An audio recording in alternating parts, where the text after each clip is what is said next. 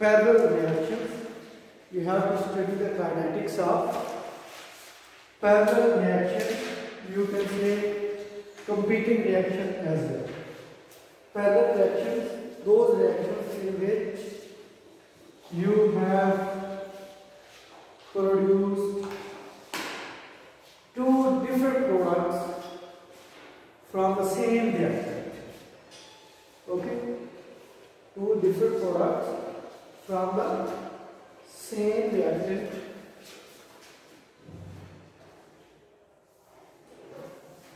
Parallel reaction. In this sort of reaction, A goes to C or D. Okay? आप इसको यूं लिख सकते हैं A to C और A to D.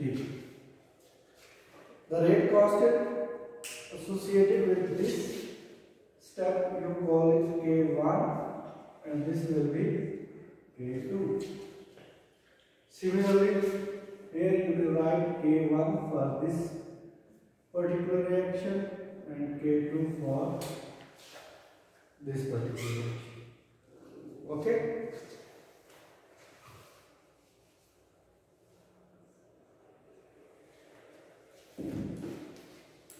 जब ये है तो अब आप इसका रेट लॉ कैसे देंगे? तो ये जो A है ये रिएक्टेंट है जो कि C और D बना रहा है competing reaction in competing with respect to product at the same time C भी बन रहा है एंड D भी। अब एट द एंड हम पढ़ेंगे कि आपने अभी तक पढ़ा हुआ है कि कोई रिएक्शन होता है जब तो उसमें कोई मेजर प्रोडक्ट बनती है या कोई माइनर प्रोडक्ट बनती है। ठीक है? तो फिर आप जब उसकी काइनेटिक्स को स्टडी करते हैं तो कुछ प्रोडक्ट्स ऐसी होती हैं जो कि काइनेटिकली कंट्रोल होती है और कुछ प्रोडक्ट्स ऐसी होती हैं जो कि थर्मोडायनामिकली कंट्रोल होती है। तो आज हमने इस चीज़ को भी डिस्कस करना है। तो अब ये क्या बनेगा इसका? अगर मैं यूं लिखता हूं ये क्या बनेगा इस रिएक्शन के लिए? हाँ भाई, क्या लिखूंगा मैं? With respect to rate constant 1 अब क्या लिखा जाएगा? K1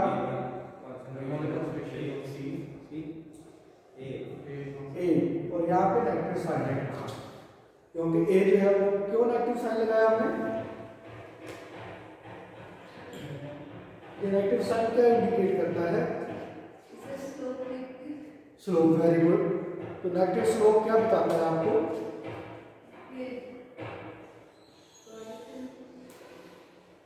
ये कि रिएक्टेंट कंज्यूम हो रहा है। अच्छा, अब दूसरे में क्या होगा? Minus K2 A। ठीक है? रेट कांस्टेंट और रिएक्टेंट ऑफ द रिएक्शन और नेगेटिव साइन जो है वो आपको क्या शो कर रहा है? कंजर्वेशन। इसको आप यूं भी लिख सकते हैं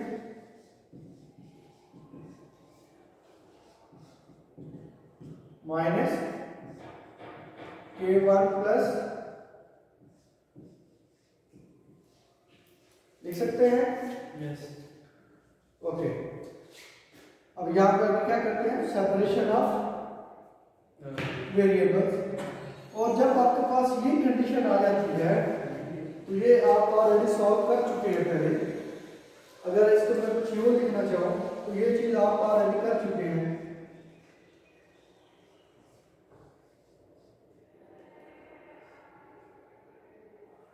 ये वाली चीज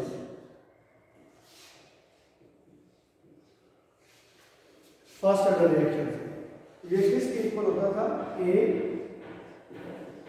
A naught e raise to power minus K T. ठीक है?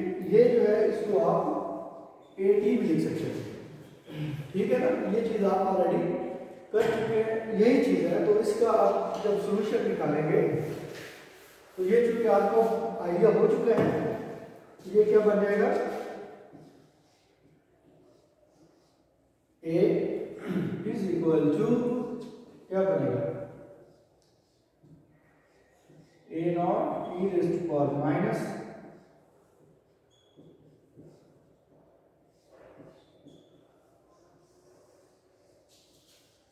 वो चीज है ना फर्स्ट ऑर्डर वाली, ठीक है, एक्सेप्ट कि आपका ये जो है वहां पे सिंपल के था और ये अब कंपोजिट रेट का आपके आना शुरू हो गया, K1 का भी है K2 का, ठीक है। अब हमने जो सॉल्व करना है वो कंसंट्रेशन निकालनी है सी एंड ए की, ठीक है। तो अगर आप यहां पे लिखते हैं रेट लिखते हैं किसका, ये किसके इक्वल होगा, इस चीज के इक्वल होगा,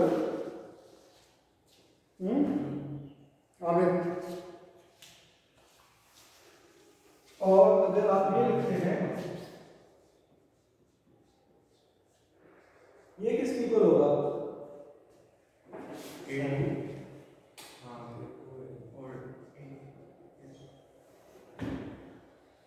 ठीक है।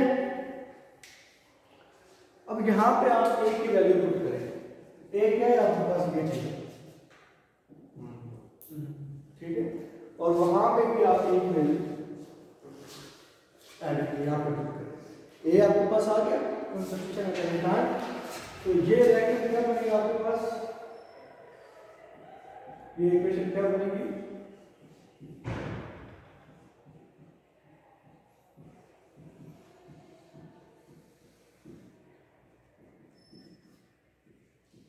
ये बनेगी, और ये क्या बनेगी पैरेलल में, देखो आप दोनों चीजों को पैरेलल लेके चल रहे हो,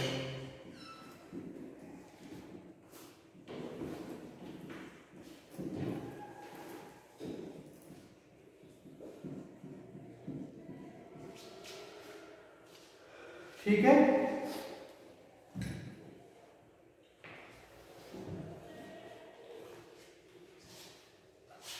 ये समझ आया, आपके पास पैरेलल प्रोडक्ट्स बन रही है ना सी एंड डी, तो सी का ये आ गया और डी, जब इसको सॉल्व कर रहे हैं जो कि आपको नहीं करना, जब सॉल्यूशन सीखते हैं तो ये जो सी की वैल्यू हमारे पास आती है वो क्या है, सी की कंसंट्रेशन वो आती है K1 A नॉट और K1 plus K2 1 minus C,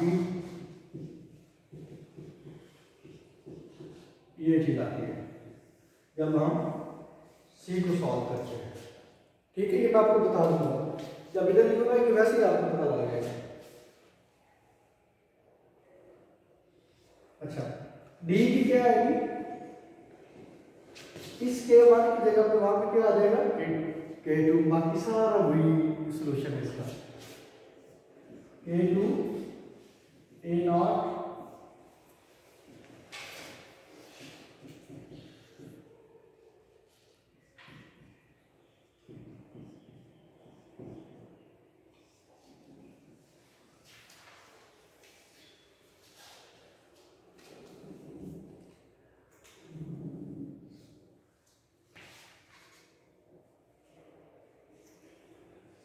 ठीक है।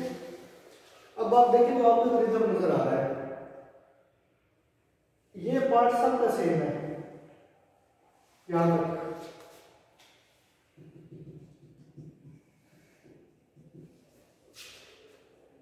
सिर्फ K1 और K2 चेंज है, ठीक है। वो भी किस वजह से चेंज हो रहा है, क्योंकि आपको पता है कि K1 किसका है रेट ऑफ प्रोडक्ट C और K2 किसका है रेट ऑफ प्रोडक्ट D का। अब ये दोनों एक रिएक्शन है, ये 1 माइनस C क्यों आया, ये हाँ, ये जब इसको सॉल्व करते हैं ना उसके बाद आता है, मगर वो सॉल्यूशन की तरफ आप ना जाए, वो आपके लिए जरा मुश्किल हो जाए, ठीक है। अभी आपकी सिर्फ सी और डी की जो इनकी आगे है ऑब्जर्वेशन या जो एक्सप्लेनेशन है वो हमारा मेन मकसद है, ठीक है। सॉल्यूशन इसको जब आप सॉल्व करेंगे तो ये सी के लिहाज से आपने डी सी और डी ये वैल्यू आ गई, फिर आप इसको जब हम ये डी टी उधर जाएगा, जब इसको सॉल्व करते हैं तो वो सारे सॉल्यूशन करने के बाद एट एंड आपको ये चीज़ मिलती है। क्योंकि ये दो डिफरेंट टर्म्स आ जाती हैं, एक ये वाली और एक ये सारी टर्म इसके साथ अटैच होता है। तो उसमें से हमने एक्चुअली इस चीज़ को कॉमन लिया, तो ये 1 माइनस ये बात है। सर जब लास्ट टाइम जो लेक्चर खत्म हुआ था जहाँ पे आपने कहा था कि हम नेक्स्ट में मतलब डी कंसंट्रेशन ए और डी टी करेंगे, उसके साथ आपने माइनस का साइन लगाया था। कहाँ पे? मतलब जब लास्ट लेक्चर खत्म हुआ था ना, हमने डी ए और डी टी से अब स्टार्ट करना था ना जी, यहाँ पे माइनस लगाया था, तो यहाँ पे फिर पॉजिटिव लगाया होगा ना। अब वहाँ यहाँ आगे आपने कुछ लिखा नहीं था, तो अगर यहाँ पे नेगेटिव लिखते हैं तो यहाँ पे पॉजिटिव होगा। वो बात सेम ही है कि अगर D chain A with respect to T लिखते हैं तो इधर फिर नेगेटिव लिख रहे हैं ना, अगर इधर पॉजिटिव लिख रहे हैं तो यहाँ पे नेगेटिव लिखेंगे, तो वो नेगेटिव जब इधर आ जाएगा तो वो सब को क्या कर देगा, नेगेटिव। ठीक है, अच्छा, क्योंकि रेट है उसमें आप कंजम्पशन कर रहे हैं ना, तो ये भी वही चीज़ है, मगर अब हम यहाँ पे नेगेटिव साइन इधर लेके आ गए। आप स्टार्ट बेशक यहीं से कर लेंगे, अगर आप इसको यूं लिखते हैं तो ये क्या बन जाएगा, अब इसमें कंज्यूम हो रहा है तो K1 A plus K2 A, जब नेगेटिव इधर जाएगा तो यही सिचुएशन आपके पास बन जाएगी। ओके, अब असल जो अल्टीमेट पर्पस है वो क्या है कि आप पैरेलल रिएक्शंस को पढ़ रहे हैं। किस चीज को? पैरेलल रिएक्शंस को। रिएक्शन कब पैरेलल माना जाता है? कोई भी टू रिएक्शंस हो वो कब पैरेलल माने जाते हैं? जब एक ही टाइप का रिएक्टेंट हो, ठीक है, एक टाइप में कि रिएक्टेंट सेम, अगर A है या A प्लस B है, जो भी है सेम रिएक्टेंट्स है, मगर उससे टू डिफरेंट प्रोडक्ट्स बन रहे हैं। अब तब वो कंपीटिंग बनेगा ना, कंपटीशन तो तब बनेगा जब C and D two different products है मगर एक ही रिएक्टेंट से बन रहे हैं। तो अब यहाँ पे हमने देखना है कि वो क्या चीज है कि जिस वजह से ये सारे काम होते हैं। तो इनको कहते हैं पैरेलल रिएक्शंस, मीन के एट द सेम टाइम दोनों रिएक्शंस हो रहे होते हैं और जिसमें आपके पास डिफरेंट प्रोडक्ट्स बनती हैं। एक रिएक्शन में you will get two different और three different types of product. In this case हमने सिर्फ टू प्रोडक्ट्स को कंसीडर किया है। One of them will be the major product जो आप रिएक्शन मैकेनिज्म में पढ़ते हैं, और जो दूसरी है वो माइनर होगी। अब कब मेजर होगी कब माइनर होगी ये बात हमने करनी है मैथमेटिकली। फिर हमने ये देखना है कि अब आप रिएक्शन पढ़ रहे हैं, दो चीजें होती हैं रिएक्शंस में। एक तो ये होता है कि कोई चीज का स्ट्रक्चर फास्टली, मतलब वो प्रोडक्ट बड़ी तेजी से बन जाती है रिएक्शन में। जो भी रिएक्शन होता है थोड़े से टाइम के बाद you will get the product. और कुछ होता है कि जो थोड़ी बहुत कंडीशन चेंज करने से या कोई स्टेबल प्रोडक्ट बनती है आपके पास। जब हम बात करते हैं कि इस रिएक्शन में हमारे पास एक प्रोडक्ट है जो कि बड़ी फास्टली बन गई है, उसको हम कहते हैं काइनेटिकली कंट्रोल्ड रिएक्शन। कि मीन कि उसको काइनेटिक्स कंट्रोल कर रही है। काइनेटिक्स स्लो होगी वो नहीं बनेगा, या कुछ और इश्यूज होंगे वो हम डिस्कस करेंगे। और अगर काइनेटिक फास्ट होती है तो वो जल्दी बन जाता है। ठीक है, कुछ है जिसमें भी प्रोडक्ट बड़ी स्लो बनती है मगर थर्मोडायनामिकली वो स्टेबल है। स्टेबल क्या होता है? हेलो, सुन रहे हैं आप? Yes sir. स्टेबल क्या होता है स्ट्रक्चर? वो स्ट्रक्चर जिसकी एनर्जी सबसे कम होती है। ठीक है, वो क्या होता है? स्टेबल स्ट्रक्चर होता है। चाहे वो गिब्स फ्री एनर्जी हो, यूजुअली हम थर्मोडायनामिक्स में गिब्स फ्री एनर्जी की बात करते हैं कि वो प्रोडक्ट जिसकी एनर्जी दोनों में कम है तो उसको क्या कहेंगे? Thermodynamically controlled reaction. के मीन वो प्रोडक्ट उस वक्त एक्सेस में बनेगी जब आपका रिएक्शन थर्मोडायनामिकली कंट्रोल होगा। ठीक है, और अगर कोई रिएक्शन में प्रोडक्ट इनिशियली फास्टली बन जाती है तो वो रिएक्शन हो सकता है कि वो थर्मोडायनामिकली स्टेबल भी हो सकता है ना भी हो। ठीक है, मगर चूंकि वो बहुत इनिशियली बन गई तो वो काइनेटिक मीन कि बड़ा फास्ट रिएक्शन होगा, तो वो it mainly depends upon the kinetics of the reaction, so we call it kinetically controlled. इस पर हम बड़ी डिटेल में बात करते हैं आगे। अब C और D बन गया आपके पास जब आपका रेट कांस्टेंट K1 और K2 था। अब इसका जब हम लिखते हैं, ग्राफ बनाते हैं, तो वो कुछ इस तरह से बनेगा।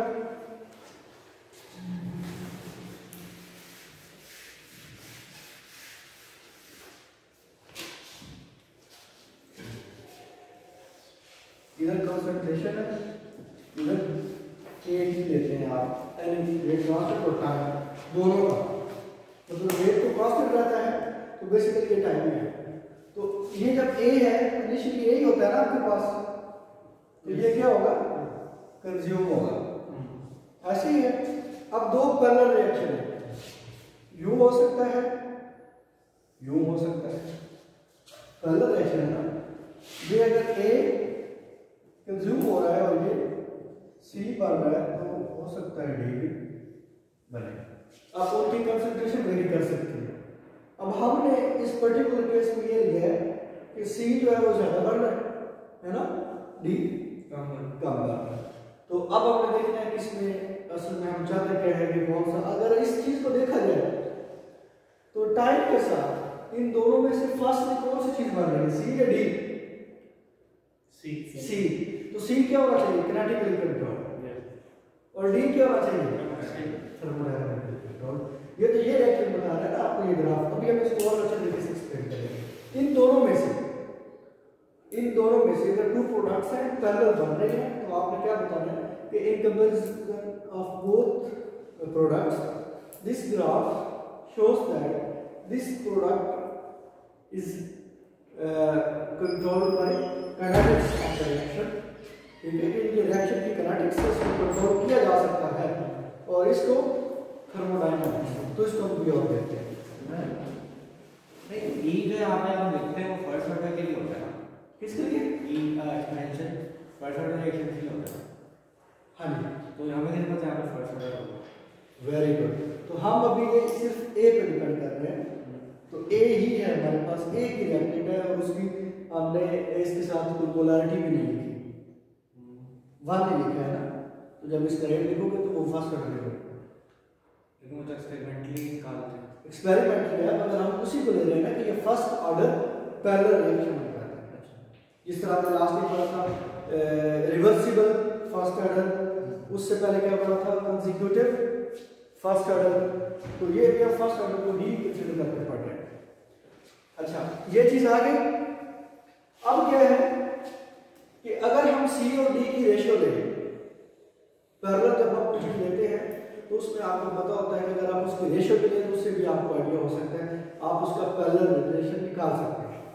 ठीक है, अगर C और D की रेशियो लें, मतलब मैं लिखता हूँ C डिवाइडेड बाय D, तो ये क्या वैल्यू आएगी, शाबाश जल्दी, K1 by K2, K1 divided by K2। ठीक है, आपको पता लगा ये कैसे है? आपको नहीं, आपको ठीक है, ये कि ये पूरी equation divided by this one, तो ये सारे फैक्टर सेम है, तो ये कैंसिल हो जाएंगे, तो K1 डिवाइडेड बाय K2 ही बन जाएगा। ठीक है, अच्छा, अब जब हम कहते हैं कि C जो है, अब यहाँ पे आपको थोड़ा सा लगाना है कि ये जो इक्वेशन होती है ना, ये आपको क्या बताती है, ये किनेटिकली कंट्रोल और थर्मोडायनामिकली कंट्रोल की शायद आपको पहले नहीं पता होगा। अभी इसको हम और डिटेल में देखते हैं। हमने ये सपोज किया कि ये जो ग्राफ है ये बता रहा है कि C की कंसंट्रेशन ज्यादा है, किनेटिकली कंट्रोल्ड है। ठीक है, और हमने ये भी कहा कि किनेटिकली कंट्रोल का ये मतलब होता है कि उस प्रोडक्ट की जो बनने की शरह है, शरह क्या होती है, रेशो, वो ज्यादा है, फास्ट है, उसका रेट कांस्टेंट, तो K1 ओवर K2 की वैल्यू 1 से ग्रेटर होगी या 1 से लेस होगी? 1 से ज्यादा, ग्रेटर होगी, ग्रेटर, ज्यादा, ग्रेटर, छोटी, ग्रेटर, ग्रेटर आप क्यों कह रहे हैं? K1 ज्यादा है तो जाहिर सी बात है, K2 छोटा है, K1 फास्ट रिएक्शन हम कह रहे हैं ना, यहाँ पर भी पता चल रहा है। ठीक है, और K2 रिलेटिवली स्लोअर है, तो K1 जो है वो क्या है, फास्टर है, तो इसका मतलब है कि ये जो रेशियो है K1 divided by K2 is far greater than 1। तो ये कब 1 होगी? जब दोनों का इक्वल होगा रेट। तो जब ये रेट मतलब K2 स्लोअर होगा और K1 फास्टर होगा। तो हाँ, तो ये यूजली कब होता है? ये होता है इनिशियल स्टेज पे, जब इक्विलिब्रियम एस्टैब्लिश हो जाता है। सर K2 स्लो होगा या K1 जब स्लो? K2 स्लो होगा, वो तभी तो अभी कंडीशनल्स में तो K2 स्लो है। हाँ, जब 1 के इक्वल होगी तब तो जब 1 की इक्वल हो जाएगी तो वो इक्विलिब्रियम आ जाएगी, उसके बाद हम बात करते हैं। ठीक है, जब रिएक्शन आपका स्टार्ट हुआ, ठीक है, K1 और K2, K1 फास्टर है रिएक्शन। जब आपका लास्ट टाइम भी हमने बात की थी कि इनिशियल स्टेजेस पे नहीं, जब इक्विलिब्रियम की बात करते हैं तो हम इन्फिनिट टाइम पे जाकर बात करते हैं। लास्ट में वीडियो हम बात की थी, वो इक्विलिब्रियम वाले रिएक्शन है, वो कौन से थे? रिवर्सिबल रिएक्शन उनमें। अब यहाँ पे देखें, जब K1 और K2 is greater than 1, it means the rate constant for having rate constant K1 will be greater than K2। और जब ये ग्रेटर है तो फार ग्रेटर हम कह रहे हैं, बहुत ज़्यादा ग्रेटर है K1 की वैल्यू। ठीक है, तो इसका मतलब है कि जब रिएक्शन इनिशियल स्टेजेस पे होगा, बिफोर द इक्विलिब्रियम है, बिफोर द इक्विलिब्रियम आपके पास मेजर प्रोडक्ट कौन सी होगी? डी या सी? सी। उसको कौन कंट्रोल कर रहा है?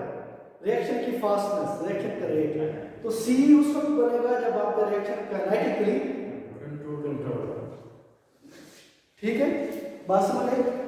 अब इसी तरह जब आप ऑर्गेनिक रिएक्शन करते हैं, कुछ आपको प्रोडक्ट ए मिलता है, कोई बी मिलता है, कोई सी मिलता है, तो आप वहाँ पे ऑर्गेनिक मैकेनिज्म अगर पढ़ा हुआ है तो वहाँ पे लिखते थे अगर ये रिएक्शन मैकेनिज्म हो तो आपकी ये वाली प्रोडक्ट मेजर होती है, पढ़ा हुआ है ना।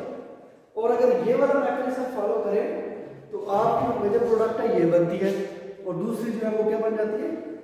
माइनर। अच्छा, अब अगर आ जाए इक्विलिब्रियम पे बात करते हैं हम। अगर मैंने इन दोनों का वो करना हो, एनर्जी प्रोफाइल डायग्राम बनानी हो, जरा बनाएं आप लोग, वो कैसे बनेगी? कि जिसमें आपने ये शो करना है कि रेट ऑफ जो K1 है वो ग्रेटर है, K2 का रेट जो है वो लेस है। एनर्जी प्रोफाइल डायग्राम कैसे वाली? इसमें आप इस तरह की चीजें लिखते होते हैं। अच्छा चीज तो ये है ना कि जब आप अंडरस्टैंडिंग हो, यहाँ पे आप क्या लिखते हैं? रिएक्शन कोऑर्डिनेट्स, ये लिखते हैं ना नीचे,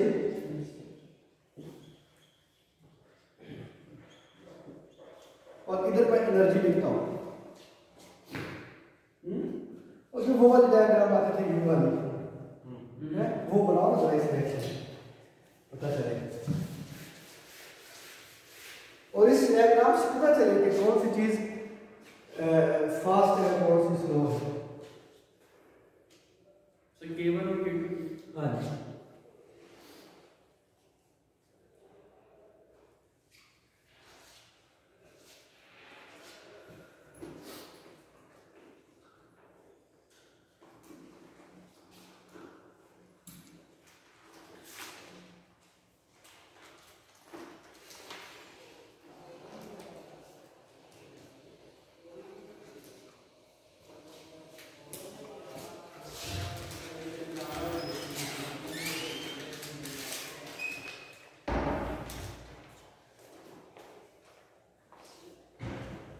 नहीं आ रहा? बना ली ग्राफ? जस्ट अलग सिंपल सेपरेट भी बना सकते हैं आप।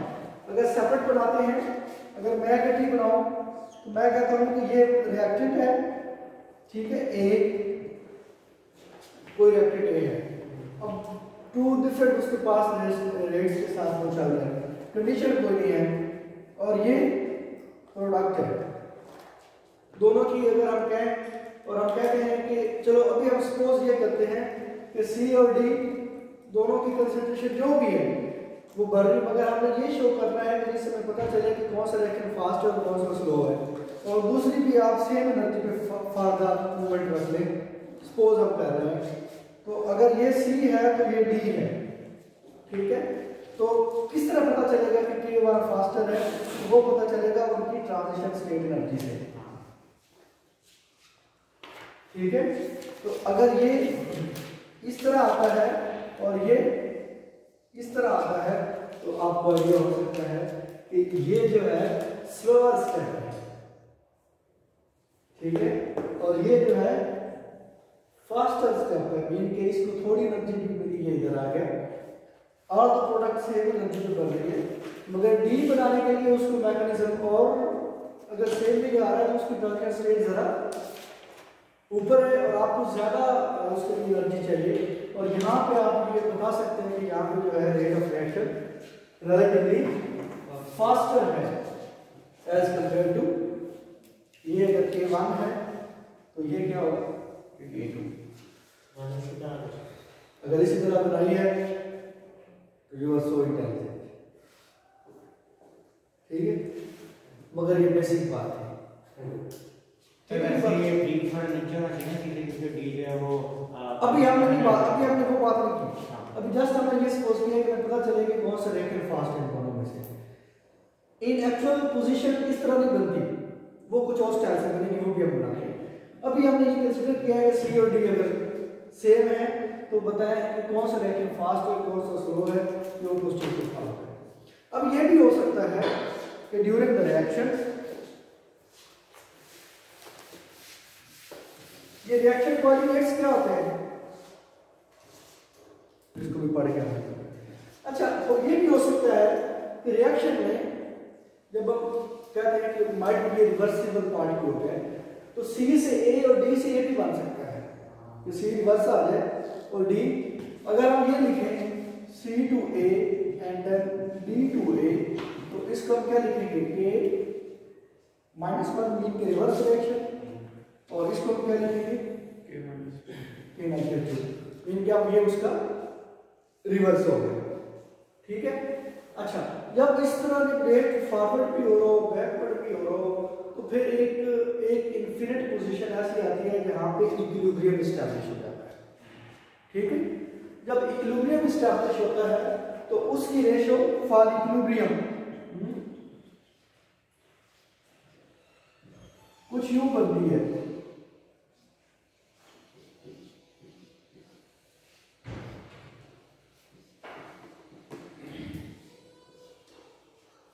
अब ये कैपिटल के लिखा है, इसका मतलब क्या इक्विलिब्रियम कांस्टेंट, और इसका क्या मतलब है रेट कांस्टेंट, ठीक है।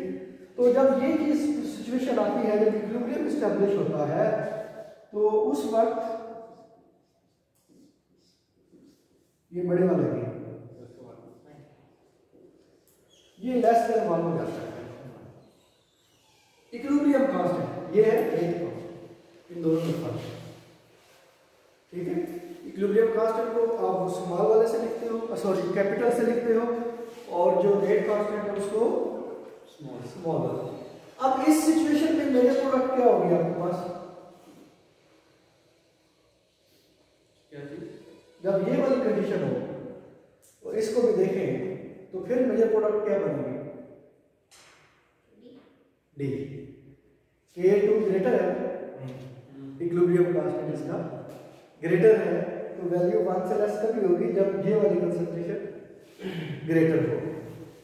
अब जब ये इक्विलिब्रियम की जब हम बात करते हैं, जब हम इक्विलिब्रियम की तरफ आते हैं तो फिर हमारे पास थर्मोडायनामिक्स की बात आती है। जब भी आप इक्विलिब्रियम की बात करते हैं तो वहां पे आप थर्मोडायनामिक्स को बहुत आगे लेके चलते हैं, ठीक है। तो उसमें आपके पास क्या होता है कि रिएक्शन, जब थर्मोडायनामिक्स की बात करते हैं तो फिर हम साथ ही एक और पॉइंट होता है that is called the stability of the product. जब थर्मोडायनामिक्स की बात करते हैं तो क्या होता है हमारे पास स्टेबिलिटी की बात करते हैं। तो जब हम स्टेबिलिटी की बात करते हैं तो वहां पर फिर हम स्टेबिलिटी, जब भी हम बात स्टेबिलिटी के बारे में सोचते हैं तो हमें ये बताना चाहिए कि now we are talking about the energy. Energy कौन सी एनर्जी, गिब्स फॉर एनर्जी, ठीक है। आपने जो रिलेशन पढ़ा हुआ है Gibbs free energy is equal to minus RT natural log of equilibrium constant के पढ़ा हुआ है, natural log of equilibrium constant. तो जब वो अप्लाई करते हैं तो आप गिब्स फॉर एनर्जी निकाल सकते हैं, ठीक है। तो जब ये बात होती है जिसका मतलब है कि ये स्ट्रक्चर जो है ये थर्मोडायनामिकली स्टेबल है। थर्मोडायनामिक्स का क्या मतलब है कि उसकी गिब्स फ्री एनर्जी क्या होगी, कम होगी as compare to D C के, ठीक है, as compare to D C के जो है वो डी की एनर्जी कम होगी। जब एनर्जी दोनों की कम है तो फिर हम ये कहते हैं कि डी जो है वो थर्मोडायनामिकली स्टेबल है एज कंपेयर टू सी।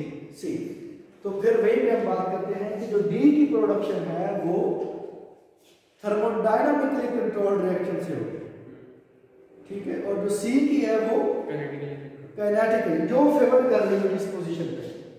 अब इस पोजीशन में डी फेवर करता है और इस पोजीशन में सी करता है, और ये आप काइनेटिक्स लेके चल रहे हैं और ये आप एक इक्विलिब्रियम है तो थर्मोडायनामिक्स को लेके चल रहे हैं। अब इसका प्रोफाइल कैसे बनेगा, जब एक ही रिएक्शन काइनेटिकली कंट्रोल भी बताना है और थर्मोडायनामिकली कंट्रोल भी बताना है, तो उसमें ये होता है पॉइंट कि वो एक ही किस्म के रिएक्टेंट से होके आ रहा है, वो ट्रांजिशन से चेंज, तो उसमें भी आप ऐसे कर सकते हैं our system for reaction coordinates, ये एनर्जी है, ये अगर आपके पास कोई रिएक्टेंट है सपोज ए है, ये डी है और ये सी है। अब हम जरा डिफरेंस स्टाइल से जा रहे हैं, ये क्या है डी और ये क्या है सी। अब इसका प्रोफाइल जो है वो कुछ यूं बनता है, अगर तो इसका प्रोफाइल कुछ यूं बनता है। अब पहले तो सिर्फ हमने रेट कांस्टेंट की बात की थी, अब हमने थर्मोडायनामिक्स की भी बात की, ठीक है। अब अगर आप देखें तो इसी चीज को देखिए, अगर नीचे वाले को भूल जाए, इसी प्रोफाइल को देखें तो आपको पता लग सकता है कि कौन सा फास्टर स्टेप है, ठीक है, कौन सा फास्टर स्टेप है दिस, और इस फास्टर स्टेप में जो चीज बढ़ रही है उसको वो चीज कंट्रोल करेगी, ठीक है। और ये सुनो, अब इसका ये मतलब है कि इन दोनों प्रोफाइल को देखा जाए तो इसके इस बात को लगेगा कि this will be controlled by kinetics relatively highly controlled by kinetics as compare to this profile. जब ये बात आती फिर आप आ जाएंगे एनर्जी की तरफ, डी की एनर्जी कम है और सी की एनर्जी ग्रेटर है, तो अगर नीचे वाले पार्ट को देखें तो आप कह सकते हैं कि डी इज थर्मोडायनामिकली कंट्रोल्ड। तो ओवरऑल क्या हो गया, ये पार्ट आपका क्या होगा थर्मोडायनामिकली कंट्रोल्ड और ये क्या होगा काइनेटिकली कंट्रोल्ड। अब अगर एक ही रिएक्शन में तो इसका मतलब ये होगा कि अगर ये रिएक्शन नॉर्मल कंडीशंस पे हो रहा है, नॉर्मल टेम्परेचर पे हो रहा है, तो ये रिएक्शन करवाने के लिए आपको हायर टेम्परेचर चाहिए। ये बात समझ लगी आपको, क्यों हायर चाहिए, टू क्रॉस दिस ट्रांजिशन, ठीक है। और जहां पे भी आपका टेम्परेचर का रोल आ जाएगा तो वहां पे आप कहते हैं बात थर्मोडायनामिक्स। ये बात समझ आया? यस। तो इस किस्म के जो स्टेप्स होते हैं वहां पे आप ये क्लियरली बता सकते हैं मीन कि this reaction will proceed relatively lower temperature as compare to this. अब आपका मकसद है मीन के रिएक्शन आप करवाते हैं, ठीक है, रिएक्टर लेते हैं, आप इनिशियली देखते हैं कि टेम्परेचर आप मेंटेन रखते हैं, जो भी टेम्परेचर है उस पे आप देखते हैं कि ये रिएक्शन हुआ, उस रिएक्शन में कुछ प्रोडक्ट बने। कुछ टाइम के बाद क्या होता है, पहले वो एक प्रोडक्ट बनती रहती है, फिर आपको क्या होता है कि मतलब पैसिव ऑफ टाइम जेनेटिक बननी बढ़ती है, हो सकता है कि कोई इंटरमीडिएट ऐसा बने कि वो फर्दर एक्टिव करवा दे या पाथ में उसका कुछ चेंज कर दे। तो वो जब टेम्परेचर इंक्रीज होता है या आप खुद से करते हैं तो वो एक के साथ वो दूसरी प्रोडक्ट बनना शुरू हो जाती है। पहले नहीं बन रही थी, बाद में बनना शुरू हो गई, तो उससे भी आपको आइडिया हो सकता है कि कौन सी प्रोडक्ट किस टेम्परेचर पे या कहाँ पे फेवरेट है, ठीक है। यहाँ तक कोई क्वेश्चन, ये बहुत इम्पोर्टेंट था, ये अक्सर एमसीक्यूज में हम पूछते होते हैं, इवन के एमफिल पीएचडी का जो टेस्ट होता है वहाँ पे भी ये अगर कभी अगर ये चीज़ गिवन हो यहाँ वाले पेपर में तो समझिएगा वो पेपर मेहनत है, क्योंकि ये चीज़ अक्सर मैं उसको डिफरेंट स्टाइल से पूछ लेता हूँ, ठीक है। Kinetically control, thermodynamically control, clear हुई बात, ठीक है। उल्टा नहीं बोल, नहीं वो थर्मोडायनामिकली कंट्रोल और ये काइनेटिकली।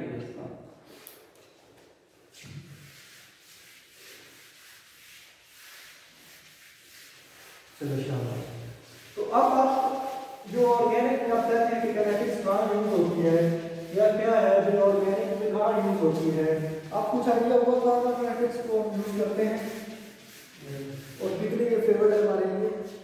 इसी तरह अब अपने रिएक्शन मैकेनिज्म देखते हैं। ऑर्गेनिक में आप क्या रिएक्शन मैकेनिज्म करते हैं, वो पुशिंग एरो से चलते हैं। किससे चलते हैं, पुशिंग एरो में न्यूक्लियोफाइल टू इलेक्ट्रोफाइल, यू आ गया इसका सेंटर है यहाँ पे उसने टाइप किया, तो वो पूरा मैकेनिज्म आपका जो है वो एरो पे डिपेंड कर रहा होता है, कभी फुल एरो कभी हाफ एरो, ठीक है ना। That arrow is called pushing arrow, कि आप उसमें काम का वो काम करते हैं।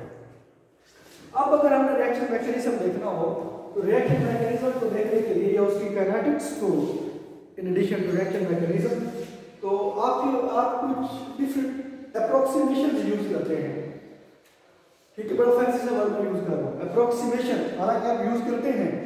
उसमें से एक अप्रोक्सीमेशन ये होती है जिसको आप कहते हैं rate determinant step, this is some sort of approximation. और फिर एक और अप्रोक्सीमेशन जिसको हम कहते हैं स्टेडी स्टेट अप्रोक्सीमेशन, जी।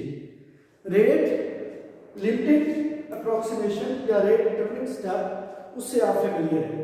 वो कौन सा होता है, स्लोएस्ट स्टेप। अगर एक रिएक्शन हो रहा है वो मल्टी स्टेप्स में हो रहा है, तो उसमें से जो स्लोएस्ट स्टेप रिएक्शन होगा वो आपका क्या होगा, वो सारे का सारा रिएक्शन जो है उसका होल जितने भी स्टेप्स हैं वो the whole reaction is depending upon the slowest step. इस पे हम बात कर चुके हैं कि स्लोएस्ट स्टेप ही हम क्यों लेते हैं, ठीक है। ये बात आपको पता है कि जो रिएक्शन की काइनेटिक्स है उसके रेट कांस्टेंट आ गए, हर एलिमेंट्री स्टेप का रेट कांस्टेंट लेके आप बताते हैं कि जो स्लोएस्ट होगा तो पूरे का पूरा रेट उस पर डिपेंड करता होगा।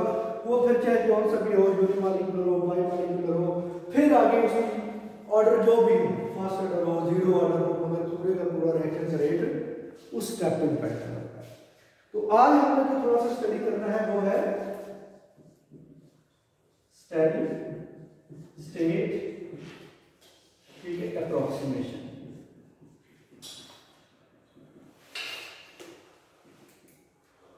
या इसको कंडीशन भी बोलते हैं। तो ये steady state mean stationary conditions भी आप कह सकते हैं। तो ये क्या होता है, जब आपके पास में जब रिएक्शन होता है ए टू बी जाते हैं आप, क्या ए टू बी आप जा रहे हैं, बी प्रोडक्ट है, तो ए टू बी जाने से पहले क्या होता है, आप ए टू आई जाते हैं, वो फिर कोई आई बनता है, आई से फिर आप आई प्राइम में जाते हैं, ठीक है, वो आई प्राइम फिर आगे रिएक्ट करके आपको बी में देता है, ठीक है। मगर रेट ऑफ रिएक्शन जब मैं इसका लिखता हूं फॉर पर्टिकुलर स्टेप, मैं कहता हूं कि जी ये इस पे डिपेंड कर रहा है, इसमें ये चीज कहीं भी नहीं शो हुई, नहीं ना हुई, तो इसका मतलब है कि इसके अलावा ये जो चीजें बढ़ रही हैं ये क्या है, इंटरमीडिएट्स है। और ये वो इंटरमीडिएट्स हैं जो जिस तरह बनते हैं, ठीक है, बन रहे हैं, यहाँ पे बना, इधर बना, फिर ये आ गया, यहीं पे कंज्यूम हो गया। वो इंटरमीडिएट्स जो कि स्पीशीज, वो स्पीशीज जो रिएक्शन में बनती हैं और साथ में ही कंज्यूम हो जाती हैं, और फिर वो रेट कांस्टेंट पे इन्वॉल्व आप नहीं करते, वहां पे वो ऑर्डर की इक्वेशन में वो नहीं आते, और वो जो ही बनते हैं कंज्यूम हो जाते हैं। ऐसी स्पीशीज वाले रिएक्शन को स्टडी करने के लिए हम उन पे ये अप्रोक्सीमेशन लगाते हैं। वो अप्रोक्सीमेशन क्या है कि ये जो ही बनते हैं वही उसी तरह ये कंज्यूम हो जाते हैं, तो इनका रेट क्या होगा, अगर मैं ये लिखूं आई स्टैंड फॉर इंटरमीडिएट, तो फिर विद टाइम एट दैट ये क्या हो जाएगा, जीरो। ये जो भी बने वो कंज्यूम हो गए, ठीक है। तो ये जो कंडीशन होती है आई स्टैंड फॉर इंटरमीडिएट, वो स्पीशीज जो रिएक्शन में बनी और बनने के बाद कंज्यूम हो गई, और उनकी में जो चेंजेस हैं वो इतनी सिग्निफिकेंट नहीं है जिन पे आपका रिएक्शन होल का डिपेंड करे। इसलिए फिर वहां पे हम क्या अप्लाई करते हैं, स्टेडी स्टेट अप्रोक्सीमेशन। वो क्या है कि rate of consumption of intermediate is equal to the rate of production of intermediate. तो इससे भी बेटर स्टेटमेंट ये होगी कि ऐसे रिएक्शन जिनमें rate of production of intermediate will be equal to the rate of consumption of intermediate हो, तो वहां पे आप क्या करते हैं, स्टेडी स्टेट अप्रोक्सीमेशन बताते हैं। ठीक है, वहां पे क्या करते हैं, वो ये है कि di/dt, ठीक है, ये किसकी इक्वल हो जाएगी, 0।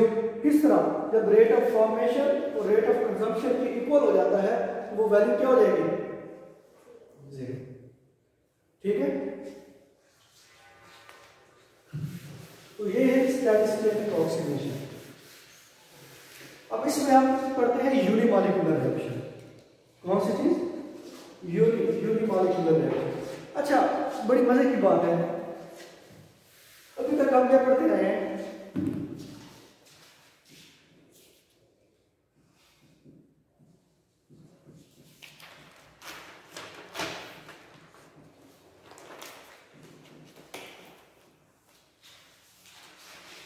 अच्छा जी, बायोमॉलिक्यूलर रिएक्शन क्या होते हैं, हमने पढ़ना है यूनिमॉलिक्यूलर ऑर्डर, फिर बाद में हम बात करते हैं, मैंने लिखूंगा पहले यूनिमॉलिक्यूलर रिएक्शन है। यार यूनिमॉलिक्यूलर रिएक्शन कैसा होता है, रिएक्शन के लिए सबसे इंपॉर्टेंट पैरामीटर क्या है, रिएक्टेंट्स और प्रोडक्ट्स का होना, कंडीशंस मैच करना। तो किसी भी रिएक्शन के लिए रिएक्शन कब होता है, जब नीड हो। So when there's enough activation energy. Okay, सबसे बड़ी बात, केमिकल रिएक्शन होने के लिए आपको किस चीज की जरूरत होगी, कोलेजेंस, सबसे मेन चीज। Very good. अब अगर कोलेजन ए की मॉलिक्यूल है, जब अच्छा 2 मॉलिक्यूल है, ए है और बी है, वो रिएक्ट करेंगे तो कोलेजन तो होगा, ठीक है।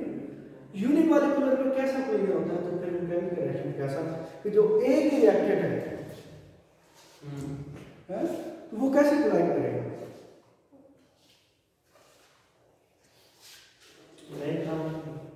नहीं ब्रेक डाउन तो होगी, वो कैसे, रिएक्शन के लिए हम वही चाहते हैं ना, एनर्जी चाहते हैं हम, वो एनर्जी ए की मॉलिक्यूल है,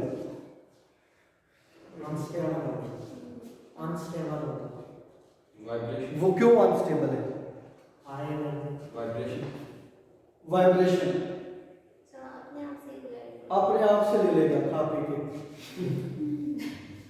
सोचो ना यार इस पॉइंट पे कि हमने वो सिंपल कैनेटिक्स नहीं पढ़ी, इन्होंने कुछ हद तक बड़ी अच्छी बात की वाइब्रेशन की, उस पर भी हम बात करते हैं।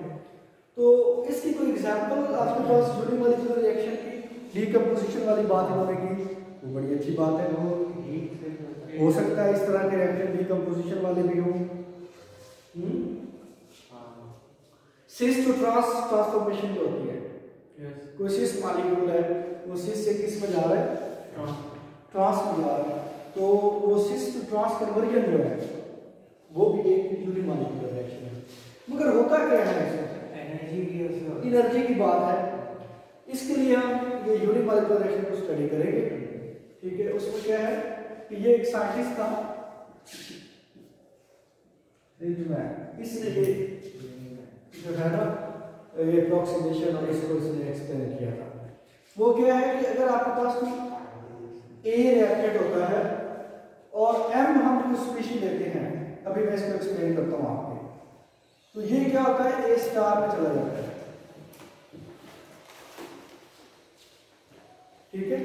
और नेक्स्ट स्टेप क्या होता है कि ये ए स्टार जो है ये आपको प्रोडक्ट सी देता है, ठीक है। ये क्या देता है आपको, प्रोडक्ट सी देता है। अब अगर इसका मैं K1 लिखता हूं तो इसको क्या लिखूंगा, और ये K2 हो जाएगा।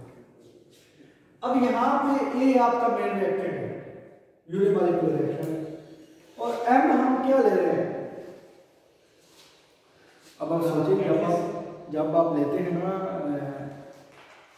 1 लिखा होता है तो इट डजंट मीन कि 1 मॉलिक्यूल, अब मतलब होता है 1 मोल ऑफ दैट। तो 1 मोल में एक चीज के कितने मॉलिक्यूल्स हो सकते हैं, 6.0, ठीक है। तो अब M क्या हो सकता है, एक ही तरह का दूसरा मॉलिक्यूल हो सकता है, So can we take an example for Cl2 for the formation of Cl2, क्योंकि यूनिमॉलिक्यूलर है ना? नहीं इसके लिए वो मैं बताता हूँ आपको। अच्छा ये चीज है, एम क्या क्या हो सकते हैं आपके पास? तो एम दोनों साइड पे एम है तो मतलब कैटलिस्ट वाला तो कैटलिस्ट है ना, एक चीज है। तो वो कैटलिस्ट क्या हो सकता है? कैटलिस्ट नहीं है बेसिकली यहाँ पे ये एम ए की तरह का कोई सपोज करते हैं ए की तरह का कोई मॉलिक्यूल हो सकता है लाइक ए, जिस तरह आप 6.02 मॉलिक्यूल्स ऑफ ए अगर लेते हैं तो दूसरा मॉलिक्यूल के लिए क्या चाहिए? 6.02। हो सकता है कि उस रिएक्शन में कोई प्रोडक्ट बनी हो वो आ जाए, या हो सकता है कि आपने जो सब्सटेंस केमिकल लिया वो एक ही हो मगर रिएक्शन मैकेनिज्म में कोई ऑक्सीजन इन्वॉल्व हो गई जब हम इंसिटू करते हैं, या एनवायरनमेंट का फैक्टर आ गया, तो उस वजह से या इन्होंने बात की थी वाइब्रेशन की कि सब सॉर्ट ऑफ कुछ ऐसी वाइब्रेशनल पार्ट है कि जो कि उसको वाइब्रेट करवाता है, वाइब्रेशन से एनर्जी हायर हो सकती है। तो अब ये जो ए स्टार है ये सिंपल ए मॉलिक्यूल है और स्पीशी है, और ए स्टार क्या है? इनर्जाइज्ड स्पीशी, कि जिसको कुछ एनर्जी मिली है और वो थोड़ा सा हायर चला गया, एनर्जाइज्ड हो गया, एनर्जाइज्ड स्पीशी। और फिर क्या होता है कि वो एनर्जाइज्ड स्पीशी जो है वो अपनी स्ट्रक्चर चेंज करता है तो वो ट्रांसफर हो जाता है किसमें? प्रोडक्ट में। अब उसके पास टू ऑप्शन है, इधर वो बैक आ जाए ए में या वो सी में चला जाए। अब आपकी प्रोडक्ट क्या है? सी है। प्रोडक्ट क्या है? सी है। तो यहां पर रेट ऑफ रिएक्शन क्या होगा? K2 ए स्टार, यही बनेगा ना रेट ऑफ रिएक्शन। अब ए स्टार क्या है? इधर बन रहा है और इधर कंज्यूम हो रहा है, तो ये क्या है आपके पास? इंटरमीडिएट है। अब इस इंटरमीडिएट पे कौन सी अप्रोक्सीमेशन लगती है? Steady state approximation. वो क्या है? कि D A star over D T किस इक्वल होना चाहिए? 0। अब यहाँ पे आपको ए स्टार की वैल्यू चाहिए है ना, रेट बनाने के लिए किसकी वैल्यू चाहिए? ए स्टार की। और ए स्टार पे आप क्या लगाते हैं? This approximation. अब देखें कि ये वाला रेट इन दोनों क्वेश्चन को देखें कैसे लिख सकते हैं। अगर K1 हो, ये जरा समझिएगा यहाँ पे, इसका क्या मतलब अगर इसमें पूरी क्वेश्चन लिखना चाहो आज तो ये 0 के इक्वल है। फर्स्ट स्टेप में ये बन रहा है, ठीक है, तो यहाँ पे क्या आ जाएगा? K1 ऐसे ही है, A और M, ठीक है। नेक्स्ट स्टेप पे क्या हो सकता है? ये इधर भी कंज्यूम हो रहा है और इधर भी कंज्यूम हो रहा है, minus K -1 A star M। ये बात ठीक है कि रिवर्स स्टेप में रिएक्टेंट्स ये बन जाते हैं। अब यहां पे क्या है? माइनस K2 A स्टार, ठीक लिखा मैंने, ये देखिए जरा इसको।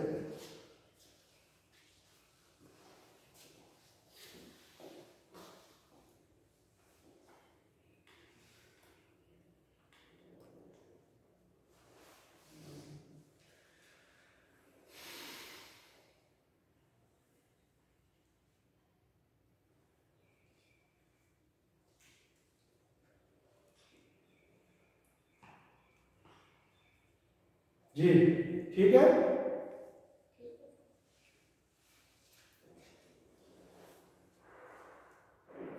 बोलो यार,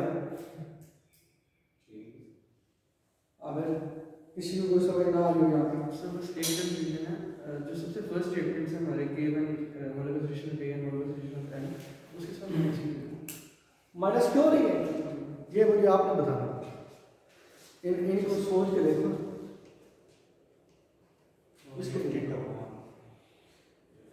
सबसे पहले आपने इस पार्ट को देखना है, चेंज ने मीट ये पॉजिटिव ले रहे हैं आप। जहां जहां ये प्रोडक्ट बन रही है वहां वहां पॉजिटिव आएगा, जहां ये कंज्यूम हो रही है वहां नेगेटिव आएगा। तो अगर फॉरवर्ड डायरेक्शन में तो वहां ये चीज बन रही है तो इसलिए पॉजिटिव, अगर रिवर्स ले तो वहां पे कंज्यूम और यहां पे भी कंज्यूम। आप जो कंफ्यूज हुए वो इस स्टेप और फर्स्ट पे हुए 2 और इस वापस हो जाए, यहां पे नेगेटिव लिख दिया, यहां पे पॉजिटिव है। मगर यहाँ पर वो बन रही है इसलिए पॉजिटिव है। ठीक है। अब आपको पता है कि स्टेडी स्टेट अप्रोक्सीमेशन यहाँ पे अप्लाई करें, वो क्या है कि ये चीज किसकी इक्वल होती है, जीरो पे। तो ये होल फैक्टर किसकी इक्वल हो जाएगा, is equal to zero k1 a m minus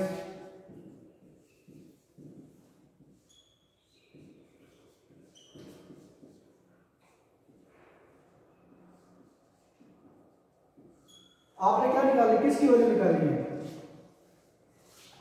A star की। तो इसको रीअरेंज करें, ठीक है, ए स्टार निकालने के लिए। तो ए स्टार किसके इक्वल होगा, पहले वो देखिए कहाँ कहाँ पे कॉमन है, ठीक है, देखिए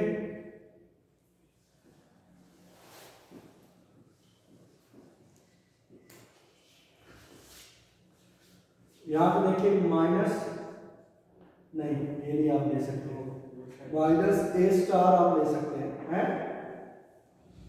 तो ये क्या बन जाएगा, -1 m प्लस k2, यही बनता है ना। अब जब ये करेंगे तो ये किस इक्वल आ जाएगी, k1 a m is equal to a star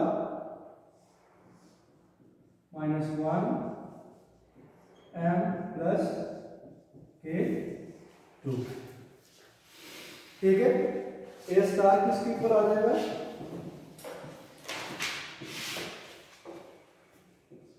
k1 a m और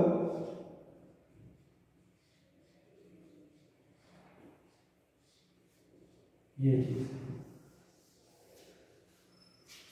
ठीक है। अब इस ए स्टार को उठाए और यहां पे उठाए,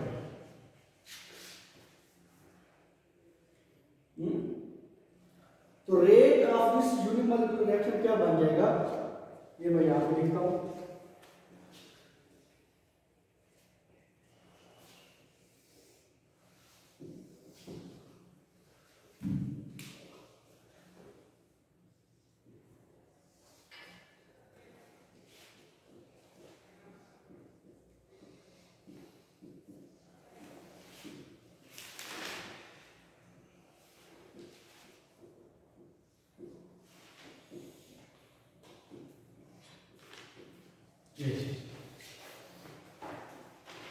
ठीक है। तो इस किस्म का जो रिएक्शन होता है उसकी जो एग्जांपल मैं आपको देता हूं वो मैं ये दूंगा,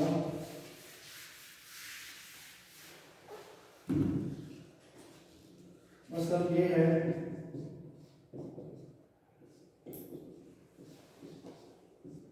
ये एक रिएक्शन है आपका, ठीक है। कुछ ऐसी इसके स्ट्रक्चर के अंदर चेंजेस आती हैं या हम उसकी एनर्जी कुछ इस तरह से वेरी करते हैं या किसी भी तरह एनर्जाइज करके, तो ये हमारे पास अगर ये कंडीशन आ जाए,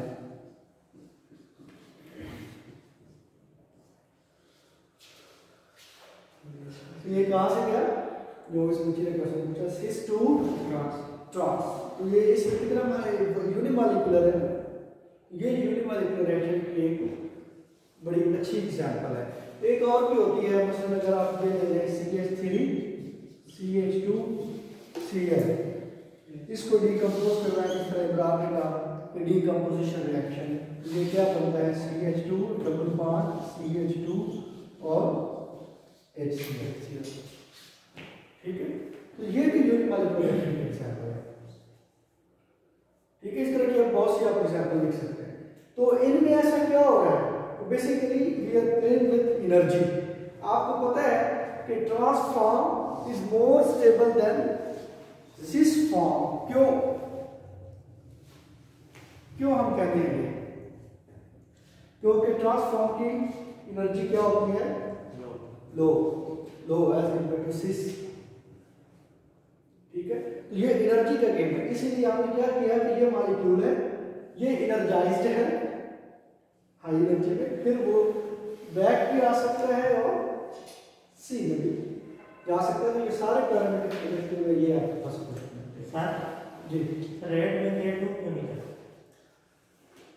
रेट में क्या, K2 क्यों, इधर है, क्यों नहीं है?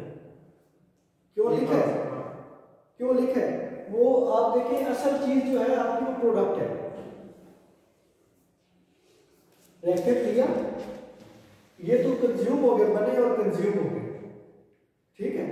आप जब आपने रेट लिखा तो डी आपने क्या लिखना था? चेंज इन सी और चेंज इन टी, ये लिखना था। तो वो किस पे डिपेंड कर रहा है? इज इक्वल टू के टू ऐसा और ए स्टार। ए स्टार आपके पास वो स्पीशी है जो कि एनर्जाइज्ड है, जो रिएक्शन में बनी और कंज्यूम होगी, उसकी आपने वैल्यू निकालनी है, ठीक है। असल से यहाँ पर मैंने एक स्टेप डायरेक्ट किया, जिस वजह से उन्होंने पूछ लिया, वो मैंने यू नहीं लिखा, इसकी जगह मैंने आर लिख दिया, रेट लिख दिया डायरेक्टली, रेट ये है, सही है। अब यहाँ पे जरा देखिएगा, यहाँ पे एक ऑप्शन है, ये यहाँ पे आप कहते हैं, तो अब यहाँ पे अगर देखें तो इसका आप ऑर्डर में फाइंड कर सकते हैं इस तरह, ऐसा ही है ना। तो ये भी मतलब अजीब सा रिएक्शन आ गया, अजीब सा रेट निकल आया है। अब आप ऑर्डर क्या निकालें, कैसे करें? तो अब ये डिपेंड करता है कि आपके पास स्पीशीज किस तरह है, या K2 आप क्या कहते हैं, या आप अपनी अप्रोक्सीमेशन यहाँ पे यूज करते हैं। अगर आप ये कहते हैं कि भाई A2 ये M था, ये चीज आई और यहां से ये चीज है, इसका मतलब K1। अगर मैं ये कहता हूं कि भाई हमारी तो फेवरेट प्रोडक्ट C है, अगर हम कहेंगे जी K2 जो है वो बहुत फास्टर है, किससे? K1 से और K-1 से।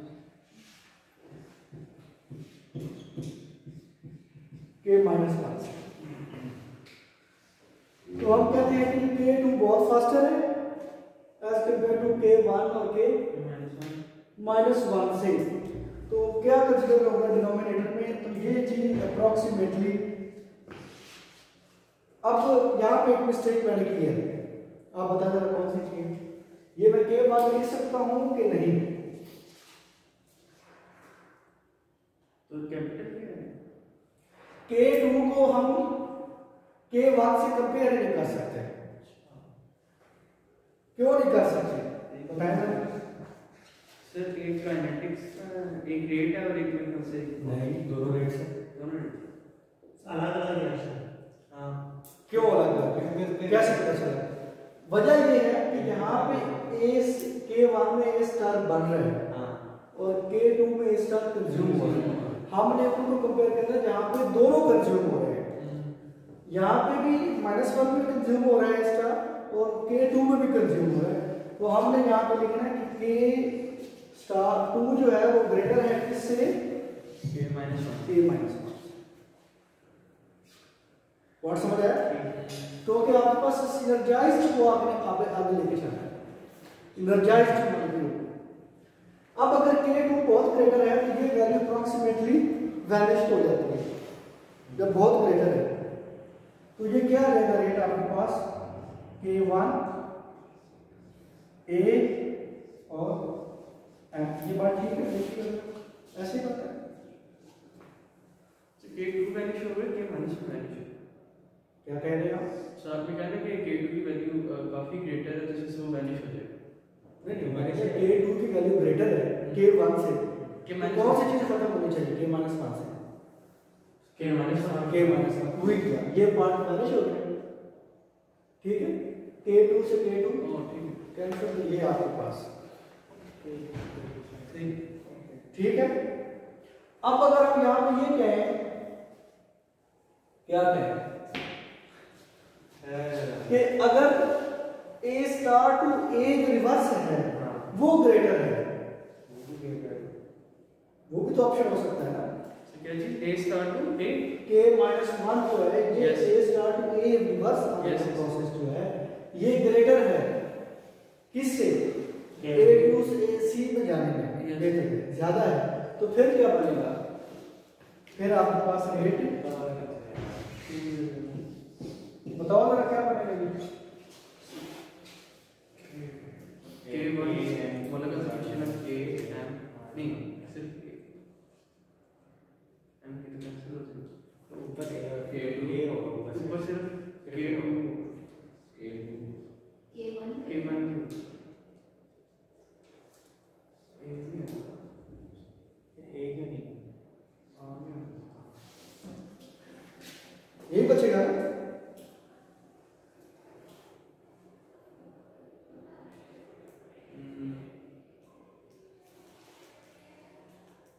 जी K2 कैंसिल ऊपर वाला वो हमने जैसे लास्ट टाइम इसको हमने K2 कैंसिल कर दिया इसमें क्यों कर एक वैल्यू हो गया, एक बच एम भी बचेगा। सिर्फ एम बचेगा, नीचे एम नीचे एम नहीं होगा। नीचे वाला K2 चला गया ऊपर वाला क्यों रह गया? यहाँ पे मैथमेटिकली देखा जाए ना तो जो डिनोमिनेटर पे फैक्टर होता है ना उसका रोल बहुत होता है वैल्यू से ग्रेटर के लोअर होता है। अब अगर यहाँ पे K2 बहुत बड़ा था एज कम्पेयर टू K1 तो ओवरऑल जो फैक्टर होता है ना उस पर फिर इस चीज का इन्फ्लुएंस बहुत कम रह जाता है, ठीक है। क्योंकि अगर ऊपर 1000 है तो ऊपर तो और चीजें भी मल्टीप्लाई हो रही है। अगर ऊपर क्या है 1000 है, नीचे K2 का जो है वो 1000 है और K-1 जो है 0.0001, ठीक है। तो ओवरऑल वैल्यू में कितना है फैक्टर। अच्छा ऊपर का K2 रहेगा, ऊपर को नहीं छेड़ना आपने, ये जो ये वाला पार्ट है ना उसको नहीं, डिनोमिनेटर को देखना है, ठीक है ना। अब अगर K-1 बहुत ग्रेटर है किससे, K2 से, तो K2 यहाँ से निकल जाएगा तो पीछे क्या बचेगा K1 K2 A M K-1 M और M से कैंसिल तो ये चीज आ जाएगी, ठीक है। सर जो पिछली कंडीशन थी उसमें भी सिर्फ हमने जो डिनोमिनेटर था डिनोमिनेटर पे भी है तो फिर ये देखिए ये पॉइंट ये है, अगर ऊपर आपके पास होता है 100 फोर्स, नीचे दो फैक्टर है, एक 2 है और एक 0.0001 है, उसका इफेक्ट नहीं हुआ, ठीक है। अगर यहाँ पे आप 0.00 फर्स्ट तो इसी तरह यहाँ पे भी है K1 है K2 है, मैं बस ये लिख रहा हूँ, ठीक है।